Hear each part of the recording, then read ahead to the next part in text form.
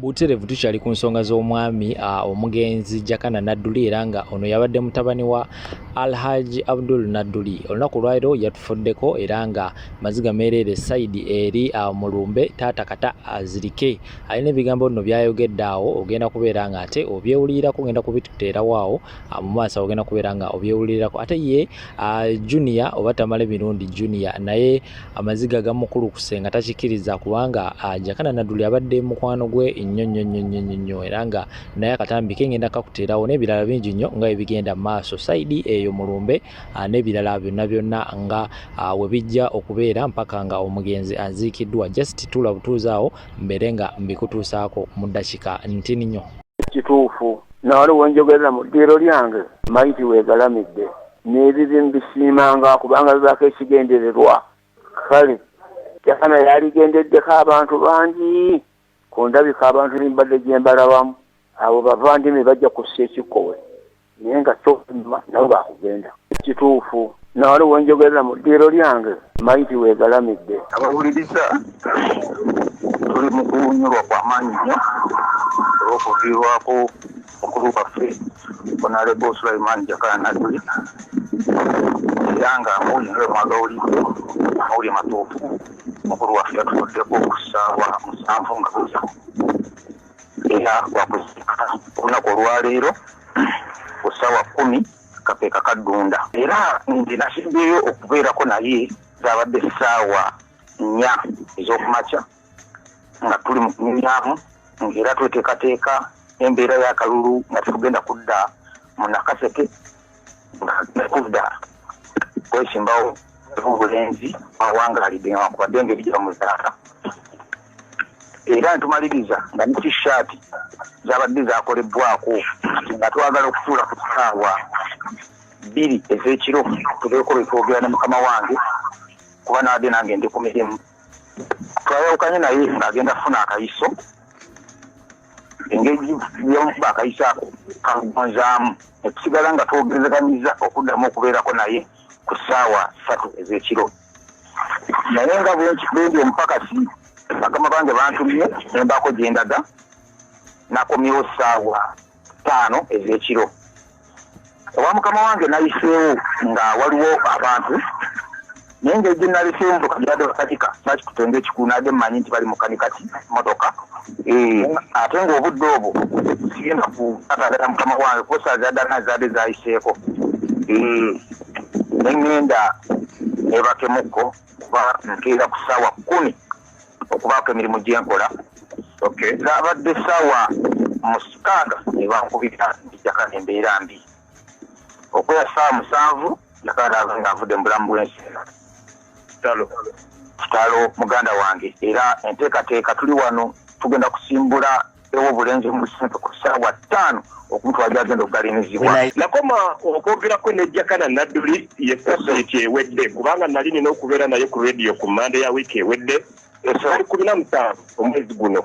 Nadduli n'agamba kayanja tujja kukola era nja kubeera bulungiko naye mukadde wakati mu budde bweziri bwe nali nina okumufuniramu essimu ze ne zivaako okuva olwo mbadde tetuddanga mukuliziganya ne Nadduli Jakana essimu ezaavaako kubadde kusaanga emikutu gino gimugatta bantu bakiraba nga ate nno egimubika kwe kwogerako ne Haji mwennyini Haji Nadduli n'aŋŋamba nti munnange onywanyiwa akuttaawo kati ng'abawuliriza ba rediyo eno 88 akatonyeza ennyatiko rediyo baagala kumanya kubanga emikutu gino gimukwanira wala olumu kimulirawo kimanyi bulungi nti gyogera ebintu obuolyawo ebitali bituufu. Kituufu naye nga makankunoonyeeko nga mukulu wa Jakana Nadduli otegeeze eggwanga okugira ddala kyekibadde kimusinga okumusumbuwa ensi eyagala kumanya kubanga gwandibadde kuulu. Obuzibu bwonna bwava ku accident.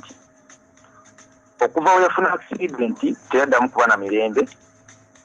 Mu wakati ng'amaze ofuna accident ng'avudde mu ddwaliro asiibuddwa yawambibwa emmotoka ya drone eyamuwamba n'emutwala ne bayita ennaku 3 nga kitumanyi waali olunaku olwali olwokuna ne bamuwa essimu n'akuba essimu n'agamba nti abasajja bankubye ne bansudde ku prison e Butontomula.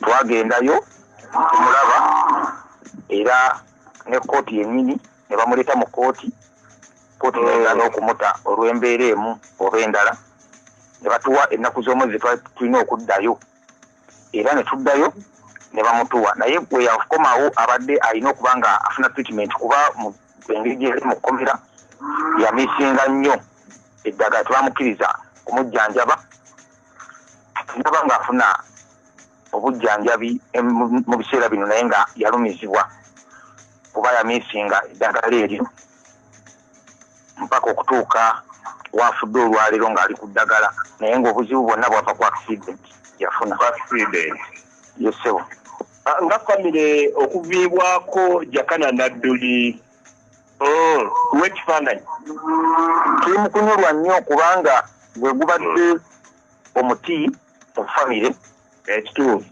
era ekiyinza kyenandisabye era n'abatuuliza bwenna kutusabira nnyo kubanga leero Jakana aba avuddewo tetumanyi biyako eri muzeeyi kubanga eradde empagi muwaka buli muntu wabadde agumidde eri famire kati tulina okunyolwa kw'amaanyi nnyo era nga famire tulina okunyolwa eri muganda waffe apuliriza dakika zino ziri 17 ezibulayo okuwera ku ssaawa 4 ez'enkya y'olunaku olwaleero ndi muli Nadduli ye firstborn Haji Nadduli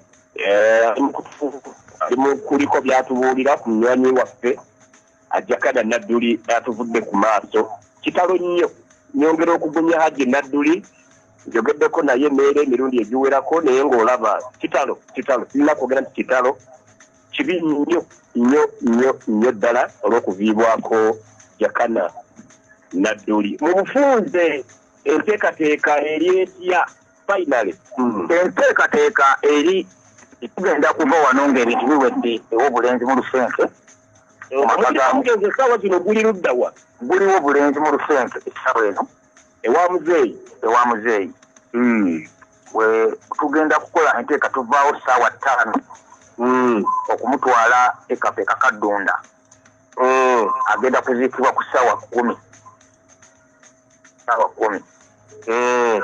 When I see such things, I get so scared. Ntya nnyo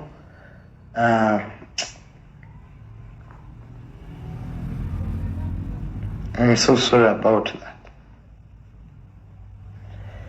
But it's very scary and okay, we shall miss him and that's it.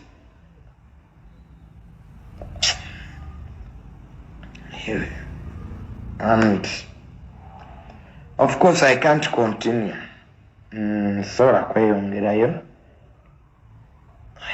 I can't continue. Abadde muto abadde alina ebirooto, had dreams. Byatasobodde kutuukiriza naye nga byonna byaki byonna bya Mukama. Rest in peace.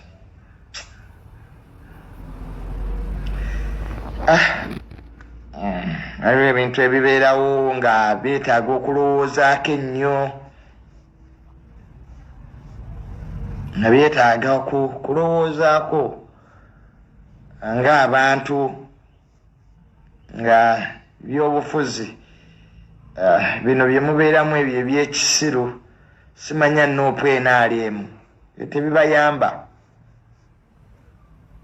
nga ebintu ebibeerawo ebimu biba byetaaga okunoonyerezebwako ennyo okulaba nti tutuuka ku kituufu kiba kikoze ki kiba kibeddewo. Ebimu bikanga buli omu, ebimu byennyamiza kubanga abantu bano abantu bayizewo bali ku social media kuno abasinga obungi mbamanyi, mbadde nkwatagana nnyo nabo, kitegeera enjawukana y'ebirowoozo ebeerawo kubanga ffenna tetulina kukkiriziganya naye ate waliwo abantu mu generation yaffe abadde balina research